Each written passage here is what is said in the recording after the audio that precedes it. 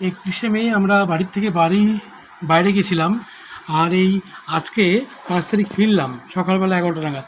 এসে দেখি আমাদের বাড়িতে এরকম লণ্ডভণ্ড অবস্থা সব আর কি।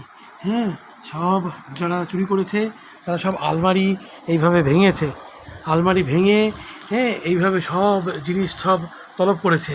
তলব করে হ্যাঁ বেশ কিছু সোনার অলংকার ছিল, কিছু টাকা পয়সা ছিল, সব চুরি করে নিয়ে চলে গেছে। হ্যাঁ, কী ভয়ঙ্কর অবস্থা। এই সব এই যে শোকেজের হ্যাঁ সব প্রত্যেকটা খুঁজে খুঁজে দেখেছে যে কোথায় কি আছে না আছে। হ্যাঁ, এইভাবে আর কি সব তছনছ করেছে আর কি। এটা আমাদের ঘর, এদিকে আমার বোনের ঘরে এইভাবে আর কি। এই যে সব এই যে শোকেস এইভাবে ভেঙেছে, সব খুলেছে, সব খুলে এইভাবে তছনছ করেছে আর কি।